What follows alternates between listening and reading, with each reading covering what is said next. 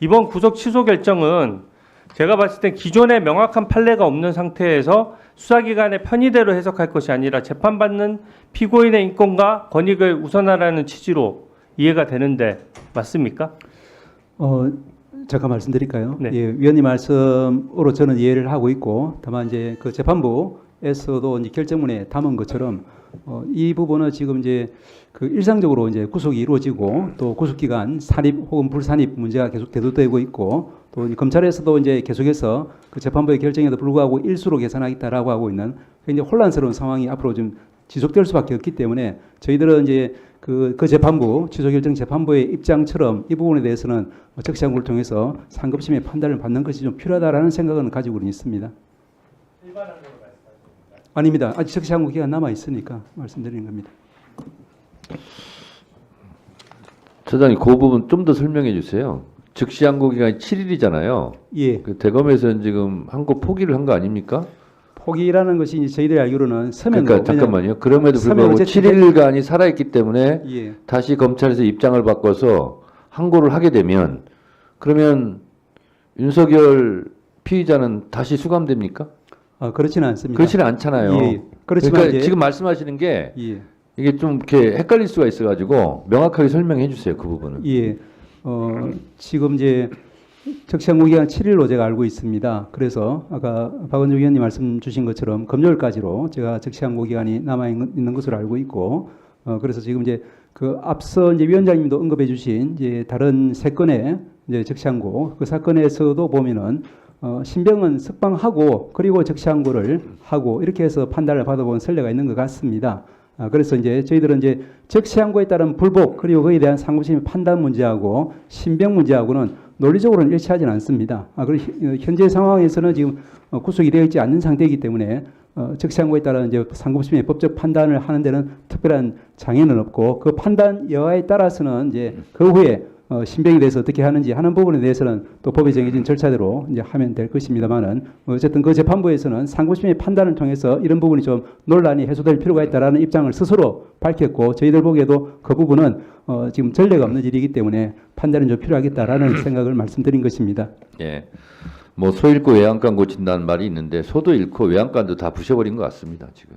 그러니까 이럴 수도 없고 저럴 수도 없고 황당한 상황이 지금 계속되고 있는 거예요. 그러니까 대검도 즉시항고를 포기하고 법원에서 시간으로 계산해서 풀어주긴 했는데 일선 지검 검사들은 날로 또 계산해라.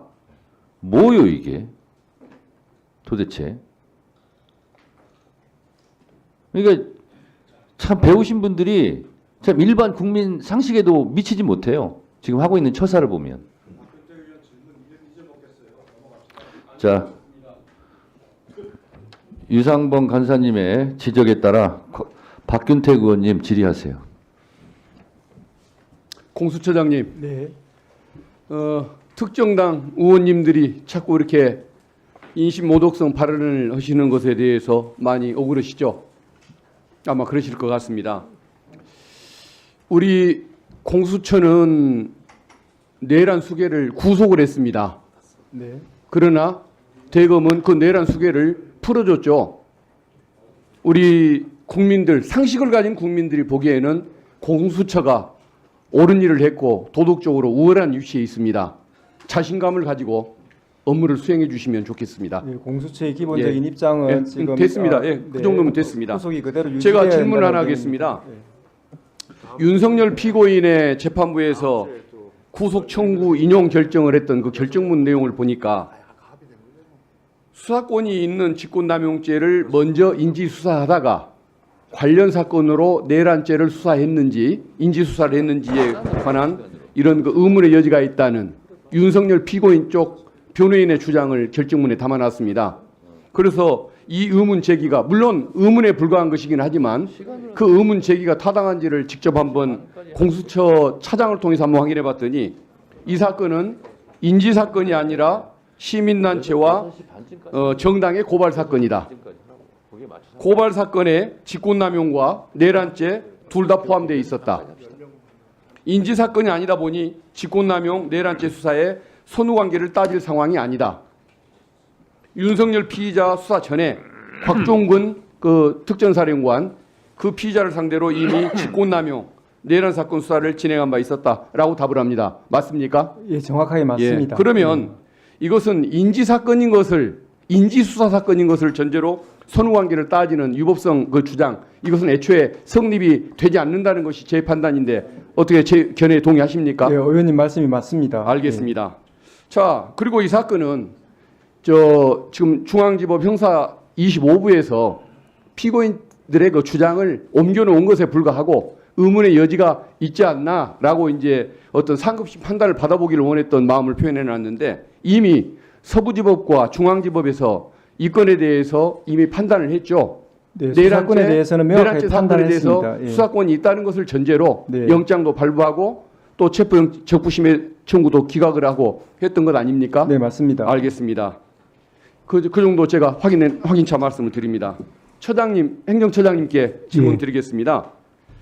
그 혹시 중앙지법 형사 25부가 이 사건 결정을 하기 전에 중요한 사건이라는 이유로 혹시 법원 행정처와 사전 협의를 하거나 이런 일은 없었습니까? 제가 아는 한 없고 실제로 그런 일도 없었을 것이라고 확신합니다. 예, 알겠습니다. 당연히 뭐 그럴 걸로 믿고 저도 그렇게 얘기를 하고 있는 입장입니다. 어쨌든 이 심사 기간을 시간이 아닌 날짜로 결정해 오던 이 관행이 있는데 이것은 법문에 그렇게 규정이 되어 있지 않습니까? 날이라고 되어 있습니다. 예, 그리고 법원 검찰의 실무가 영장 심사 제도가 도입된 뒤에 28년간 이렇게 운영이 되어 왔었습니다. 그리고 이 책을 보니까 지금 현 정부의 법제처장 이완규 법제처장이 쓴 형사소송법 주석서에 시간이 아닌 날짜로 계산해야 한다는 얘기를 유의해야 한다라고 분명히 이렇게 써놨습니다. 그리고 또 해당 재판부의 부장인 주기현 부장판사도 과거에 이 주석서를 쓸 때 보면은 시간이 아닌 날짜로 계산한다고 그분도 책에다 그렇게 썼습니다. 그러면은 객관적인 기준은 저는 명백하다고 보는데 우리 처장님은 개인적으로 주기현 판사가 시간으로 그 계산하는 그 방식에 동의를 하시는 겁니까? 지금까지 적용되어 왔고 문헌에 써져 있는 대로 날짜를 기준으로 판단하는 데 동의를 하십니까? 개인적인 견해를 여쭙니다. 재판 상황이고 또 예. 이제 현재 말씀드린 것처럼 그 부분에 대해서는 저희들 입장에서는 상고심 판단이 있었으면 좋겠다. 아직까지는 기회가 남아 있다. 또 제가 이제 대법관으로 돌아가면은 거기에 대한 판단을 할 수도 있고 해서 제가 그러면 말씀드린 의견 표명을 적절치 미루겠다 이 않았습니다. 말씀이시군요. 예. 알겠습니다. 자, 그러면 지금부터 잠시만 주목해 주시기 바랍니다. 제가 구독자분들을 위해서 선물 하나를 준비했는데요. 제가 항상 여러분들께 드리는 말씀이 있습니다. 뉴스만 평소에 잘 챙겨보셔도 돈이 되고 돈을 벌 수 있다라고 말씀을 드렸는데요. 여러분들은 여기 보시는 삼성전자 뉴스를 보고 어떤 생각이 드세요? 아니면 정치인들의 뉴스, 날씨 뉴스를 보고는 어떤 생각이 드시나요? 그냥 뉴스만 보고 끝내는지 아니면 이 뉴스를 어떻게 이용할 수 있는지 이 부분을 고민하고 계시는지를 되물어보고 싶습니다. 그 이유가 뭐냐 하면 제가 지난번에 여러분들께 뭐라고 말씀을 드렸었죠? 지금은 반도체 섹터를 눈여겨보셔야 한다고 말씀드렸습니다. 그리고 나서 이런 썸네일들 뉴스를 통해서 많이 보셨을 겁니다. 반도체 내용이 이슈가 됐을 때 부자들은 어떻게 생각한다? 반도체 관련주들은 뭐가 있는지, 어떤 종목이 가장 좋은지, 어디에 투자해야 돈이 몰리는지 자연스럽게 생각한다고 제가 말씀을 드렸죠. 그 이유가 뭐냐 하면 부자들이 봤을 때는 이슈가 곧 돈으로 이어지고 그 이슈가 나에게 돈을 벌어준다는 경험적 확신이 있기 때문에 부자들은 항상 이런 사회적 이슈를 관심 있게 챙겨본다고 제가 말씀을 드렸습니다. 이번에도 마찬가지인데요. 제가 지난번에 시청자분들과 함께하는 주식으로 수익 내기 이벤트를 진행했었죠. 당연히 100% 무료로 진행을 했었고요. 여기 보시면 아시겠지만 제가 지난번에도 구독이라고 보내주신 모든 시청자분들께 반도체 관련주 중에 가장 크게 급등할 딱 한 종목, 많은 종목도 아니라 한미반도체 한 종목을 여러분들께 추천드렸어요. 그러면서 여기 나와 있는 대로 정확히 얼마에 매수해야 하는지 그리고 수익률이 어느 정도 나왔을 때 팔아야 하는지를 이런 부분들까지 여러분들에게 정확히 알려드렸었는데 지금 실제로 어떻게 되었다? 오른쪽을 보시면 아시겠지만 제가 지난번 문자 발송으로 이 한미 반도체를 소개해드리고 나서 실제로 이렇게 5배 이상 어마무시한 상승이 나왔습니다. 100만 원만 투자를 했어도 무려 500만 원이 넘는 수익금이 생긴 거죠. 그래서 당시에도 굉장히 많은 분들이 제가 드린 이 한미 반도체로 수익을 내실 수가 있으셨을 텐데요. 다시 한번 축하드린다고 말씀을 드리겠고 이번에도 마찬가지입니다. 앞으로도 2024년, 2025년 계속해서 기대해볼 섹터는 AI입니다. 그 중에서도 AI 반도체는 그 누구도 부정할 수 없는 미래 성장 산업입니다. 그러면 우리가 어떻게 생각해 볼 수 있을까요? AI 반도체 종목 중에 앞으로 크게 대장 역할을 하면서 10배 이상 급등할 수 있는 템베고 종목을 지금부터 열심히 추적해야 한다는 겁니다. 큰 돈을 투자하지 않더라도 월급의 일부분 아주 소액이라도 이 종목을 모아가야 수백 %의 수익률을 손에 쥘 수 있는 것이죠. 지금 여러분이 보고 계시는 이 유튜브 또한 AI 반도체와 아주 밀접한 연관이 있고 반도체야말로 대한민국의 핵심 산업으로 앞으로 더더욱 시장은 성장할 수밖에 없습니다. 그렇기 때문에 제가 이번에도 뭘 보내드리고 있냐면 지난번과 똑같이 구독이라는 문자를 보내주시면 제가 AI 반도체 관련주 중에 앞으로 대장주 역할을 하면서 주가가 가장 크게 급등할 한 종목을 여러분들께 문자 발송으로 종목명과 사고 파는 시점을 모두 알려드릴 건데요. 그 문자를 받고 여러분들이 주식으로 돈 버는 연습을 한번 해보셨으면 좋겠고요. 혹시라도 나는 주식을 하지 않는다 하시는 분들은 주변에 주식하시는 지인분들에게 말씀을 해주셔도 되고요. 아니면 연세가 있으셔서 투자가 어렵다 하시는 분들은 이 종목을 자녀분들에게 한번 사봐라. 이걸로 한번 수익을 내봐라. 이렇게 조언을 해주실 수도 있는 거겠죠.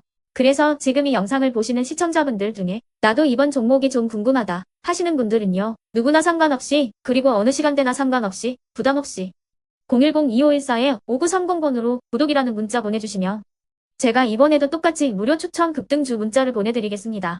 이해되시겠죠?